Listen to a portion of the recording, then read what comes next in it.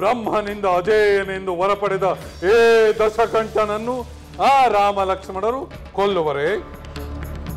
ಮಹಾಪ್ರಭು, ಯಾರಿಗೆ ಗೊತ್ತು, ಆ ದೇವತೆಗಳು ಏನಾದರೂ ಸಂಚು ಮಾಡಿದರೆ ನಿಮ್ಮ ವರವೂ ವ್ಯರ್ಥವಾಗಬಹುದು. ಅಂದರೆ ನನ್ನ ಸೋದರ ಸಂಬಂಧಿಗಳ ಸಾವಿನ ಸೇಡನ್ನು ತೀರಿಸಿಕೊಳ್ಳದೆ ತೆಪ್ಪಗೆ ಕುಳಿತಿರಬೇಕು ಎನ್ನುವೆಯಾ? ಮಹಾಪ್ರಭು, ಶತ್ರುವಿನ ಮೇಲೆ ಆಕ್ರಮಣ ಮಾಡುವ ಮೊದಲು ಅವನ ಬಲಾಬಲಗಳನ್ನು ತಿಳಿದುಕೊಳ್ಳುವುದು ಒಳ್ಳೆಯದಲ್ಲವೇ? ಹೇಳು, ಆ ರಾಮನ ಬಲವೇನು ದೌರ್ಬಲ್ಯವೇನು? ಬೇಗ ಹೇಳು. ಮಹಾಪ್ರಭು, ಆ ರಾಮನಿಗೆ ಅತ್ಯಂತ ಸುಂದರಿಯಾದ ಸೀತೆ ಎಂಬ ಪತ್ನಿ ಇದ್ದಾಳೆ. ಅಪ್ಸರೆಯರು ಅವಳ ಚೆಲುವಿಗೆ ಸಾಟಿ ಇಲ್ಲ. ಯಕ್ಷ, ಗಂಧರ್ವ, ಕಿನ್ನರ, ಕಿಂಪುರುಷರಲ್ಲೂ ಅಂತಹ ಸುಂದರಿಯರಿರಲು ಸಾಧ್ಯವೇ ಇಲ್ಲ. ಅಕಂಪನ, ರಾಮನನ್ನು ಕೊಲ್ಲುವುದು ಹೇಗೆಂದು ಕೇಳುತ್ತಿದ್ದರೆ ಆತನ ಪತ್ನಿಯ ಸೌಂದರ್ಯವನ್ನು ವರ್ಣಿಸುತ್ತಿರುವೆಯಲ್ಲ. ಆ ಸೀತೆಯ ಮೂಲಕವೇ ನೀವು ರಾಮನನ್ನು ಗೆಲ್ಲಬಹುದು. ಹೇಗೆ? ಮಹಾಪ್ರಭು, ಆ ರಾಮನಿಗೆ ಸೀತೆಯ ಮೇಲೆ ಬಹಳ ಪ್ರೇಮ. ಅವಳಿಲ್ಲದೆ ಅವನು ಜೀವಿಸಲಾರ. ನೀವು ಹೇಗಾದರೂ ಮಾಡಿ ಅವಳನ್ನು ಅಪಹರಿಸಿದರೆ ನಿಮ್ಮ ಕಾರ್ಯ ಸಾಧನೆಯಾದಂತೆಯೇ. ಹೌದು ರಾವಣೇಶ್ವರ, ಸುಂದರಿ ಸೀತೆ ನಿಮ್ಮ ಪಾಲಿಗೆ, ಸಾವು ರಾಮನ ಪಾಲಿಗೆ.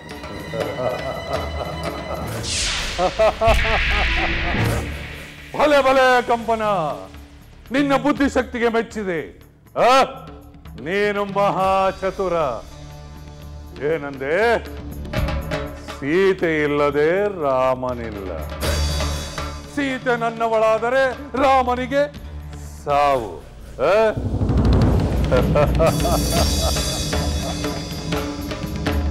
ನಾನೀಗಲೇ ದಂಡಕಾರಣ್ಯಕ್ಕೆ ಹೋಗಿ ಆ ಸೀತೆಯನ್ನು ಲಂಕೆಗೆ ಹೊತ್ತು ತರುವೆ.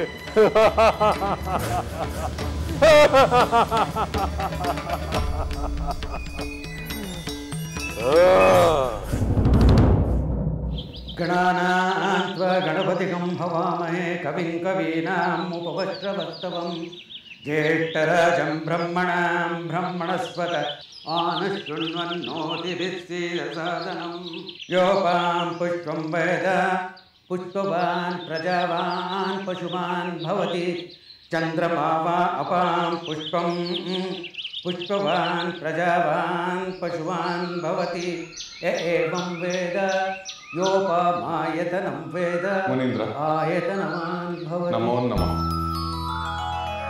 ರಾಮಚಂದ್ರ, ನಿನ್ನನ್ನು ಕಂಡು ನನಗೆ ತುಂಬಾ ಸಂತೋಷವಾಯಿತು. ನಿಮಗೆ ಸ್ವಾಗತ. ನೀನು ಜನಸ್ಥಾನದಲ್ಲಿ ಖರದೂಷಣರೊಂದಿಗೆ 14,000 ಅಸುರರನ್ನು ಸಂಹರಿಸಿದ ವಿಷಯ ಕೇಳಿ ನನಗೆ ಅತ್ಯಂತ ಸಂತೋಷವಾಯಿತು. ದುಷ್ಟ ರಕ್ಕಸರನ್ನು ಸಂಹಾರ ಮಾಡಿ ಮುನಿಗಳ ಕ್ಷೇಮಕ್ಕೆ ಕಾರಣನಾದ ನಿನಗೆ ಅಭಿನಂದನೆ ರಾಮಚಂದ್ರ. ನಿನ್ನ ಆಗಮನದಿಂದ ನನಗೆ ಅತ್ಯಾನಂದವಾಗಿದೆ. ಮುನೀಂದ್ರ, ರಾಕ್ಷಸ ಸಂಹಾರಕ್ಕೆ ತಮ್ಮ ಅನುಗ್ರಹವೇ ಕಾರಣ. ಮುನೀಂದ್ರ, ಜನಸ್ಥಾನದ ಸ್ಥಳ ನಿರ್ದೇಶನ ಮಾಡಿದ್ದಲ್ಲದೆ ನಮಗೆ ದಿವ್ಯವಾದ ಅಸ್ತ್ರಗಳನ್ನು ಕರುಣಿಸಿದವರು ತಾವೇ ಅಲ್ಲವೇ? ನಾನು ನಿಮಿತ್ತ ಮಾತ್ರ. ದುಷ್ಟ ಶಿಕ್ಷಣ, ಶಿಷ್ಟ ರಕ್ಷಣೆಯ ಪರಮೋದ್ದೇಶದಿಂದ ಅವತರಿಸಿರುವ ನಿನಗೆ ನಾವೆಲ್ಲ ಸಹಾಯಕ ಪಾತ್ರಧಾರಿಗಳು. ಲಕ್ಷ್ಮಣ, ಸೀತೆ, ಆ ಮಹಾಯುದ್ಧವನ್ನು ನೋಡುವ ಭಾಗ್ಯ ನಿಮ್ಮದಾಯಿತು. ಹೌದು ಮುನೀಂದ್ರ, ಆ ಭಾಗ್ಯ ನಮ್ಮದು. ಆದರೆ ತುಸು ದೂರದಿಂದ ನೋಡಬೇಕಾಯಿತು. ಏಕೆ ಸೌಮಿತ್ರಿ? ಹತ್ತಿರದಿಂದ ನೋಡಲು ಏನು ಅಡ್ಡಿಯಾಯಿತು? ಪೂಜ್ಯರೇ, ನನ್ನ ಅತ್ತಿಗೆ ಹಿಂಸೆ ರಕ್ತಪಾತವನ್ನು ನೋಡಲು ಇಷ್ಟಪಡುವುದಿಲ್ಲ. ಆದ್ದರಿಂದ ನನ್ನ ಸಹೋದರನ ಆದೇಶದ ಮೇರೆಗೆ ಅತ್ತಿಗೆಯನ್ನು ಗುಹೆಯಲ್ಲಿ ಸುರಕ್ಷಿತವಾಗಿರಿಸಿ ನಾನು ದೂರದಿಂದಲೇ ನೋಡುತ್ತೇನೆ. ಸೀತೆ, ಇದು ನಿನ್ನ ಮೃದು ಮನಸ್ಸಿಗೆ ಸಹಜವಾದ ಸ್ವಭಾವ. ಆದರೆ ಲೋಕಕಂಟಕರಾದವರನ್ನು ನಿವಾರಿಸಲು ಇವೆಲ್ಲ ಅನಿವಾರ್ಯ. ಅದು ನನಗೆ ಗೊತ್ತು ಪೂಜ್ಯರೇ. ಆದರೆ ಸುಂದರವಾದ ಗಿಡ ಮರ ಬಳ್ಳಿಗಳಿಂದ, ಬಗೆ ಬಗೆಯ ಪ್ರಾಣಿ ಪಕ್ಷಿಗಳಿಂದ ಪ್ರಶಾಂತವಾದ ಆ ಪಂಚವಟಿ ಆ ರಾಕ್ಷಸರ ಕಾರಣದಿಂದ ಕದಡಿ ಹೋಯಿತಲ್ಲ ಎಂದು ವಿಷಾದವಾಗುತ್ತಿದೆ. ಮಗಳೇ, ಸುಖ ದುಃಖ, ಶಾಂತಿ ಅಶಾಂತಿಗಳ ಸಮ್ಮಿಳನವೇ ಬದುಕು. ಬರಿಯ ದುಃಖವಾಗಲಿ ಬರಿಯ ಸುಖವಾಗಲಿ ಎಲ್ಲಿಯೂ ಇಲ್ಲ. ಅದೇ ಸೃಷ್ಟಿ ನಿಯಮ. ರಾಕ್ಷಸರ ಉಪಟಳವನ್ನು ಸಹಿಸಿ ಸಿದ್ಧಿ ಪಡೆದರೆ ತಪಸ್ಸಿಗೆ ಒಂದು ಬೆಲೆ. ರಾಕ್ಷಸರು ಮಾತ್ರವೇ ಅಶಾಂತಿಗೆ ಕಾರಣರಾಗಬೇಕಾಗಿಲ್ಲ. ಕೆಲವು ಸಲ ದೇವತೆಗಳು ಆ ಕಾರ್ಯವನ್ನು ಮಾಡುತ್ತಾರೆ. ಪಂಚವಟಿಗೆ ಆ ಹೆಸರು ಬರಲು ಕಾರಣ ಈ ದೇವತೆಗಳಿಂದಲೇ. ಅದೇನು ಮುನೀಂದ್ರ, ಅದನ್ನು ನಾವು ತಿಳಿಯಬಹುದೇ? ಅಗತ್ಯವಾಗಿ ತಿಳಿಯಬಹುದು. ಮೊದಲು ಫಲಹಾರ ಸೇವಿಸಿ ವಿಶ್ರಾಂತಿ ಪಡೆಯಿರಿ, ನಂತರ ತಿಳಿಸಿಕೊಡುತ್ತೇನೆ. ಆಗಿಲ್ಲ ಮುನೀಂದ್ರ.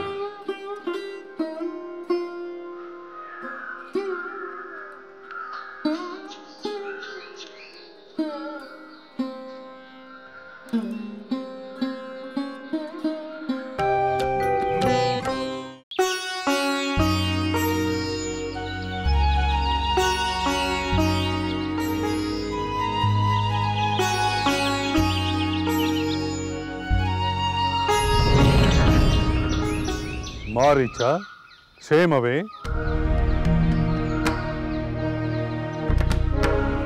ಓ ರಾವಣೇಶ್ವರ, ನೀನು ಇಲ್ಲಿ? ಏನು ಆಶ್ಚರ್ಯ! ಪೂರ್ವ ಸೂಚನೆ ಇಲ್ಲದೆ ನೀನು ಬಂದಿರುವುದನ್ನು ನೋಡಿದರೆ ಯಾವುದೋ ಅವಸರದ ಕಾರ್ಯವಿರುವಂತಿದೆ. ಕುಳಿತುಕೋ ರಾವಣ.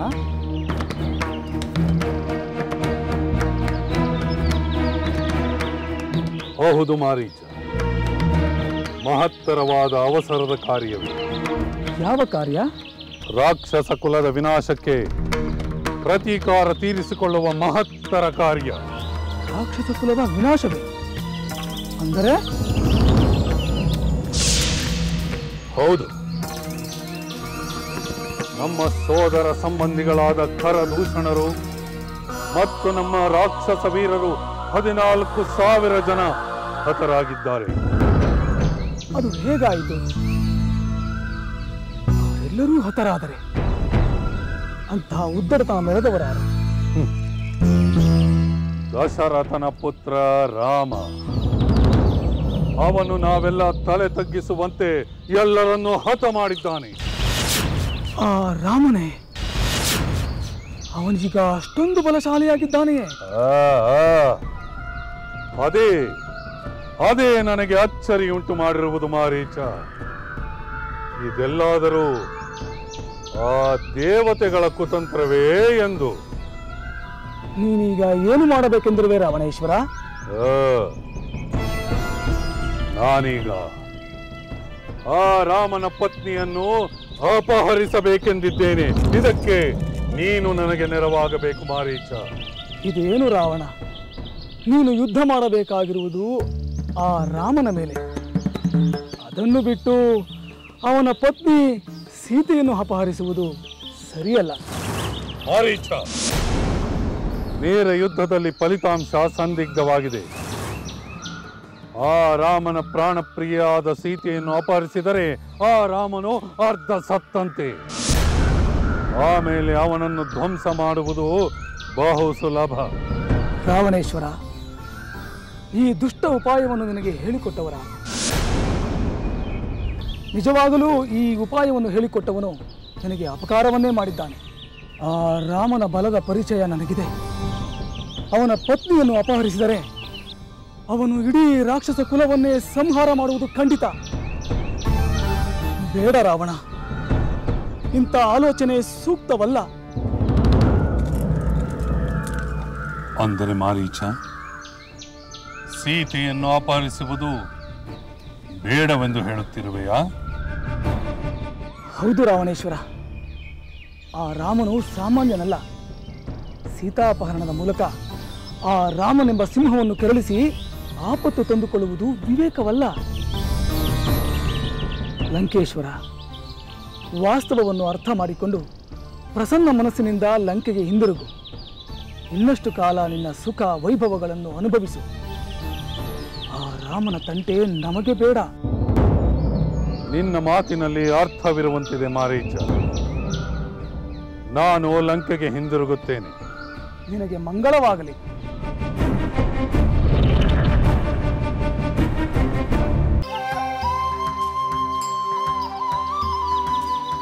ರಾಮಚಂದ್ರ, ನಿಮ್ಮ ಪ್ರಯಾಣದ ಆಯಾಸವೆಲ್ಲ ಪರಿಹಾರವಾಯಿತೆಂದು ಭಾವಿಸುತ್ತೇನೆ. ಮಹರ್ಷಿಗಳೇ, ತಮ್ಮ ದರ್ಶನ ಭಾಗ್ಯವೇ ಎಂತಹ ಬಳಲಿಕೆಯನ್ನು ನಿವಾರಿಸಿ ನವೋಲ್ಲಾಸವನ್ನು ತುಂಬುತ್ತದೆ. ರಾಮಚಂದ್ರ, ಸಕಲರಲ್ಲೂ ಚೈತನ್ಯವನ್ನು ಪ್ರಚೋದಿಸುವ ಶಕ್ತಿ ನಿನ್ನಲ್ಲಿದೆ. ನೀನು ಪಂಚವಟಿಯಲ್ಲಿ ವಾಸ ಮಾಡಿದ್ದರಿಂದ ಅಲ್ಲಿ ನೆಲೆಸಿದ್ದ ವೃಕ್ಷ ರೂಪದ ದೇವತೆಗಳ ಜಡರೂಪ ತಳೆದು ಚೈತನ್ಯವನ್ನುಂಟು ಮಾಡಿತು. ಮುನೀಂದ್ರ, ಪಂಚವಟಿಯಲ್ಲಿ ದೇವತೆಗಳು ವೃಕ್ಷರೂಪದಲ್ಲಿದ್ದರೆ? ಹೌದು ಮಗಳೇ. ಪಂಚವಟಿ ಎಂದರೆ 5 ವಟವೃಕ್ಷಗಳು ಎಂದರ್ಥ. ಆ ದೇವತೆಗಳು ವೃಕ್ಷರೂಪ ತಾಳಲಿ ಎಂದು ನಾನೇ ಶಾಪವನ್ನು ಕೊಟ್ಟೆ. ಶಾಪವೇ?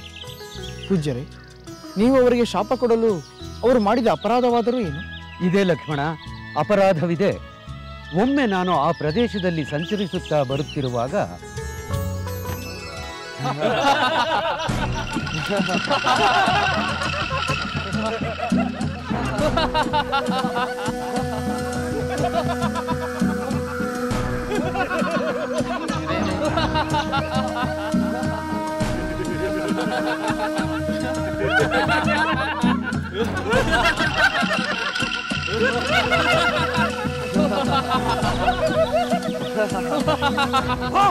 ಸಾಕು, ನಿಲ್ಲಿಸಿ. ದೇವತೆಗಳಿಗೆ ಈ ರೀತಿಯ ನಡವಳಿಕೆ ಸಲ್ಲದು. ಒಬ್ಬ ಮಹರ್ಷಿಯನ್ನು ಗೌರವದಿಂದ ಕಾಣಲು ಬರುವುದು ಹೀಗೆ ಅವಿವೇಕದಿಂದ ಅಡ್ಡಿ ಮಾಡಬೇಡಿ, ದಾರಿ ಬಿಡಿ. ಮುನೀಂದ್ರ, ನಿಮ್ಮ ಶಕ್ತಿ ಎಷ್ಟಿದೆ ಎಂಬುದು ತಿಳಿಯಬೇಕಿದೆ. ಅದಕ್ಕೆ ನಿಮ್ಮನ್ನು ತಡೆದು ನಿಲ್ಲಿಸಿದ್ದೇನೆ. ಅಗಸ್ತ್ಯ ಮಹಾಮುನಿಗಳು ಮಹಾಶಕ್ತಿವಂತರೆಂದು ಕೇಳಿದ್ದೇವೆ. ಅದನ್ನು ನಾವು ತಿಳಿಯಬೇಕೆಂಬ ಕುತೂಹಲವಷ್ಟೇ. ಅದಕ್ಕಾಗಿ ಇಂಥ ಮರುಳಾಟವೇ? ಛೇ ಮೂರ್ಖರ! ನೀವು 5 ಚಲಿಸಲಾಗದ ವಟ ವೃಕ್ಷಗಳಾಗಿ ಇಲ್ಲಿಯೇ ನೆಲೆಸಿ. ಬೇಡ ಮುನೀಂದ್ರ, ಮುನೀಂದ್ರ, ಎಂತ ಕೆಲಸ ಮಾಡಿಬಿಟ್ಟಿರಿ? ಅನ್ಯಾಯವಾಗಿ ಶಾಪ ಕೊಟ್ಟು ಬಿಟ್ಟಿರಲ್ಲ. ಅನ್ಯಾಯವಾಗಿ ಅಲ್ಲ, ನ್ಯಾಯವಾಗಿಯೇ ಶಾಪ ಕೊಟ್ಟಿದ್ದೇನೆ. ನಿಮ್ಮ ಉದ್ದಟತನಕ್ಕೆ ಇದೇ ತಕ್ಕ ಶಾಸ್ತಿ. ಮುನೀಂದ್ರ, ದಯವಿಟ್ಟು ನಮ್ಮ ಮೇಲೆ ಕರುಣೆ ತೋರಿ. ಎಲೈ ದೇವತೆಗಳಿರ, ನಾನು ಕೊಟ್ಟ ಶಾಪ ಎಂದಿಗೂ ಸುಳ್ಳಾಗುವುದಿಲ್ಲ. ದಯಮಾಡಿ ನಮ್ಮ ಶಾಪ ವಿಮೋಚನೆಯ ದಾರಿಯನ್ನಾದರೂ ತಿಳಿಸಿ. ಆಗಲಿ, ತಿಳಿಸುತ್ತೇನೆ. ಮುಂದೆ ದಶರಥನ ಪುತ್ರ ರಾಮ ಸೀತಾ ಲಕ್ಷ್ಮಣರ ಸಮೇತ ಇಲ್ಲಿಗೆ ಬರುವ ವೇಳೆಗೆ ನೀವು ವಟವೃಕ್ಷಗಳಾಗಿ ನಿಂತ ಈ ಪ್ರದೇಶ ಪಂಚವಟಿ ಎಂದು ಕರೆಸಿಕೊಂಡಿರುತ್ತದೆ. ಆ ಪುರುಷೋತ್ತಮ ಇಲ್ಲಿ ವಾಸ ಮಾಡಿದ ಮೇಲೆ ನಿಮಗೆ ಶಾಪ ವಿಮೋಚನೆ.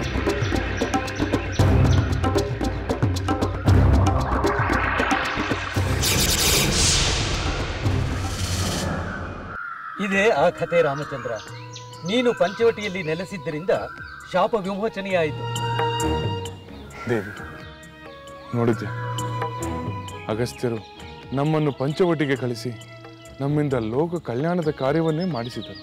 ಇಷ್ಟೇ ಅಲ್ಲ ರಾಮಚಂದ್ರ, ನಿನ್ನಿಂದ ಆಗಬೇಕಾಗಿರುವ ಲೋಕ ಕಲ್ಯಾಣ ಕಾರ್ಯ ಇನ್ನೂ ಬೇಕಾದಷ್ಟಿದೆ. ಅದಕ್ಕಾಗಿ ಲೋಕ ಕಾತರದಿಂದ ಕಾಯುತ್ತಿದೆ. ತಮ್ಮ ಅನುಗ್ರಹ. ಶುಭ.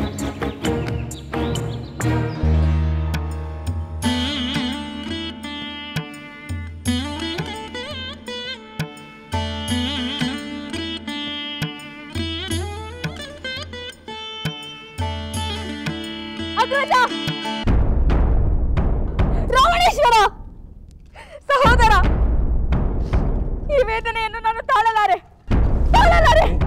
ಹೇಳು, ಏನೀ ದುರವಸ್ಥೆ? ಏಕೆ ಹೀಗೆ ಗೋಳಿರುತ್ತಿರುವೆ?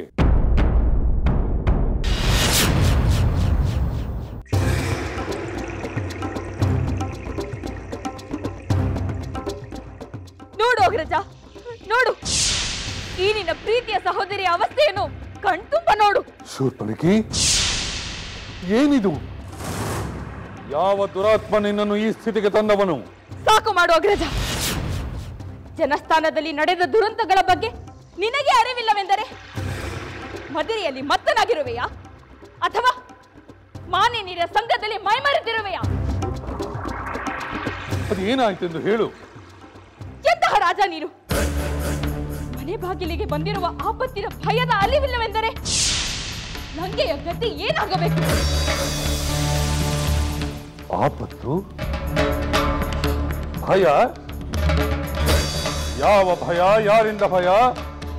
ಏ ಲಂಕೇಶ್ವರನನ್ನು ಭಯಪಡಿಸುವ ವ್ಯಕ್ತಿ 3 ಲೋಕದಲ್ಲಿಯೋ ಇಲ್ಲ. ಸಹೋದರ, ಹುಡುಗಾಟಕ್ಕಾಗಿ ನಾನು ಈ ಮಾತನ್ನು ಹೇಳುತ್ತಿಲ್ಲ. ನಿಜವಾಗಲು ನಮ್ಮ ರಾಕ್ಷಸ ಕುಲಕ್ಕೆ ಕುಠಾರ ಪ್ರಾಯವಾದ ಆಪತ್ತೊಂದು ಬಂದು ಒದಗಿದೆ. ಆಪತ್ತು? ಸಹೋದರಿ, ಅದೇನೆಂದು ಬಿಡಿಸಿ ಹೇಳು. ಅಗ್ರಜ, ನೀನು ಇಷ್ಟು ನಿರಾಸಕ್ತನೆಂದು ನಾನು ಭಾವಿಸಿರಲಿಲ್ಲ. ನಿನ್ನ ಸೋದರರೇ ಆದ ಕರದೂಷಣರ ಕ್ಷೇಮದ ಬಗ್ಗೆಯೂ ನಿನಗೆ ಗಮನವಿಲ್ಲವೆಂದರೆ ರಾಜಭಾರವನ್ನೇ ನೀನು ಮರೆತು ಬಿಟ್ಟಿರಬೇಕು.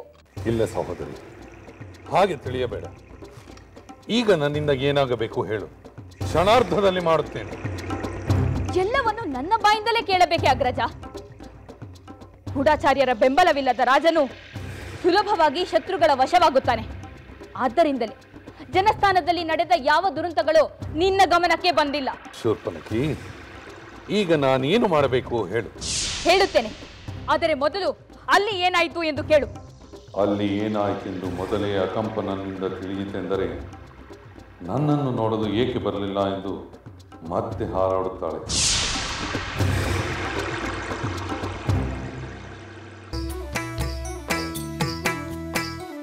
ಲಂಕೆಯಲ್ಲಿನ ದುರುಳ ದರ್ಪವು ಸೀತೆ ಸಹನೆಗೆ ಸೋತಿತು.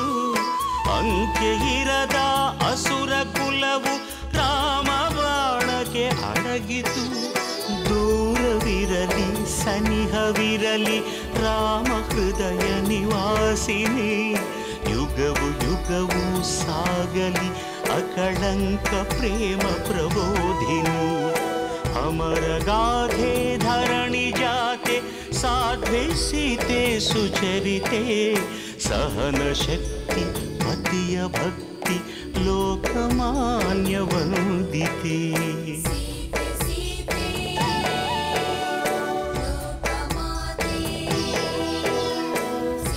ರಾಮ ಹೃದಯ ನಿವಾಸಿನಿ ಅಕಳಂಕ ಪ್ರೇಮ ಪ್ರಬೋಧಿನಿ. ಸೀತೆ ಮಾತೆ